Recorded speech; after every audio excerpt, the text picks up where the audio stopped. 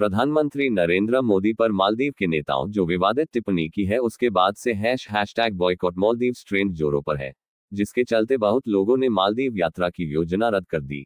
इस देश से संबंधित कई चौंकाने वाले खुलासे सामने आ रहे हैं। कुछ का मानना तो ये भी है कि आईसिस में अधिक संख्या में जुड़ने वाले मालदीवियंस हैं। अमेरिकी स्टेट डिपार्टमेंट की माने तो वहां के एक शहर में इस्लामिक स्टेट का सेल भी है। मालदीव के विषय में अमेरिका कह चुका है कि ये सीमा से अधिक चरमपंथी देश है। इस देश के लोग आतंकवादियों के प्रति नर्म रुख है। एक वक्त ये देश बौद्ध आबादी वाला मुल्क हुआ करता था। समय के बदलाव के साथ अब ये मुस्लिम बहुल देश हो गया। आलम यह है कि यहाँ गैर मुस्लिमों को नागरिकता तक नहीं दी जाती। इतिहासकारों के मत अनुसार मालदीव के शासक भारत के चोल साम्राज्य से थे, लेकिन कैसे पूरे राष्ट्र इस्लामिक हो गया, भारतीय शासक मालदीव तक कैसे पहुंचे, इस बारे में अलग अलग राय है। अगर आप चैनल पर नए हैं तो सब्सक्राइब जरूर करें। यहाँ मैं सच्ची घटना का वीडियो लेकर आता रहता हूँ। ज्यादातर स्कॉलर्स का मानना है कि चोल साम्राज्य से भी पहले वहां कलिंग राजा ब्रह्मदित्य का शासन था।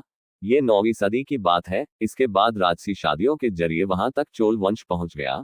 11वीं सदी में मालदीव पर महाबर्ना आदित्य का शासन रहा, जिसके प्रमाण वहां आज भी शिलालेखों पर मिलते हैं। ईसा पूर्व 3वीं सदी में वहां की ज्यादातर आबादी बौद्ध थी। हिंदू राजाओं के आने के बाद दोनों ही धर्म एक साथ बढ़ते रहे। अब भी वहां के 50 से ज्यादा द्वीपों पर बौद्ध स्तूप मिलते हैं, लेकिन अधिकतर या तो नष्ट हो चुके या तोड़े जा चुके। आखिरी बौद्ध राजा धोवेमी ने साल 1153 में इस्लाम अपना लिया और उनका नाम पड़ा मुहम्मद इब्न अब्दुल्ला। इस द्वीप देश में लंबे समय से अरब व्यापारियों का आना जाना था। शुरुआत में बात व्यापार तक रही, लेकिन धीरे धीरे वे अपने धर्म का प्रचार करने लगे। राजा के धर्म परिवर्तन के बाद लगभग सारी आबादी ने मुस्लिम धर्म अपना लिया और देश का इस्लामीकरण हो गया। इस विषय में note on the early history of Maldives नाम की किताब में मिलता है। हिंद महासागर में स्थित ये द्वीप देश अब 98% मुस्लिम है। बाकी 2% अन्य धर्म है, लेकिन उन्हें अपने धार्मिक प्रतीकों को मानने या पब्लिक में त्योहार मनाने की छूट नहीं। यहाँ तक कि अगर किसी को मालदीव की नागरिकता चाहिए तो उसे मुस्लिम, वो भी सुन्नी मुस्लिम होना पड़ता है। मिनिस्ट्री ऑफ इस्लामिक अफेयर्स यहाँ धार्मिक मामलों पर नियंत्रण करती है। गैर मुसलमान सार्वजनिक तौर पर नहीं कर सकते धार्मिक प्रैक्टिस। वैसे तो ये पर्यटन का देश है, लेकिन टूरिस्ट्स को भी यहाँ अपने धर्म की प्रैक्टिस पर मनाही है। वे सार्वजनिक जगहों पर पूजा पाठ नहीं कर सकते। अमेरिकी रिपोर्ट में बताया गया कि वहां के द्वीप पर भगवान की मूर्तियां स्थापित करने के जुर्म में 3 भारतीय पर्यटकों को गिरफ्तार कर लिया गया था। देश में लगभग 29,000 भारतीय रह रहे हैं, लेकिन या तो वे इस्लाम अपना चुके या फिर अपना आधिकारिक धर्म छिपाते हैं। धर्म बदलने पर कड़ी सजा। कट्टरपंथ इतना तगड़ा है कि धर्म परिवर्तन की भी इजाजत नहीं। कोई भी मुस्लिम नागरिक अपनी मर्जी से दूसरा धर्म नहीं अपना सकता। मिनिस्ट्री ऑफ इस्लामिक अफेयर्स के तहत इस पर कड़ी सजा मिल सकती है। यूएस स्टेट डिपार्टमेंट की रिपोर्ट यहां तक कहती है कि धर्म परिवर्तन पर शरिया कानून के तहत मौत की सजा भी मिलती है।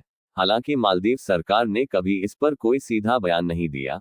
करीबन 1200 द्वीपों से बना ये देश, इसके बारे में माना जाता है कि यहाँ पर कैपिटा संख्या पर अधिकतर युवा इस्लामिक स्टेट के लिए लड़ने गए। यूएस डिपार्टमेंट ऑफ ट्रेजरी के अनुसार साल 2014 से लेकर 2018 की शुरुआत तक यहाँ से 250 से ज्यादा लोग आईसिस में भर्ती के लिए सीरिया चले गए।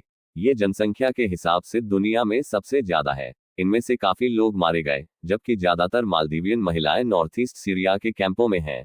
खुद मालदीव की सरकार ने उन्हें वापस लाने के लिए नेशनल रीइंटीग्रेशन सेंटर बनाया हुआ है, जो दूसरों देशों के साथ संपर्क में है। अफगानिस्तान में चरमपंथियों को सपोर्ट। अमेरिकी ट्रेजरी डिपार्टमेंट के मुताबिक मालदीव का अड्डू शहर इस्लामिक चरमपंथियों का गढ़ बना हुआ है। ये शहर साल 2018 के बाद एक्टिव हुआ और लगातार आईसिस की विचारधारा पर काम करने लगा। यहाँ कई एक्सट्रीमिस्ट गुट काम करते हैं, जिनका सीधा सपोर्ट आईएसआईएस के अफगानिस्तान स्थित आईसिस शाखा को है। इस लीडर समेत बाकी गुट इस्लामिक स्टेट तक आईईडी और लड़ाके पहुंचाने का काम करते हैं।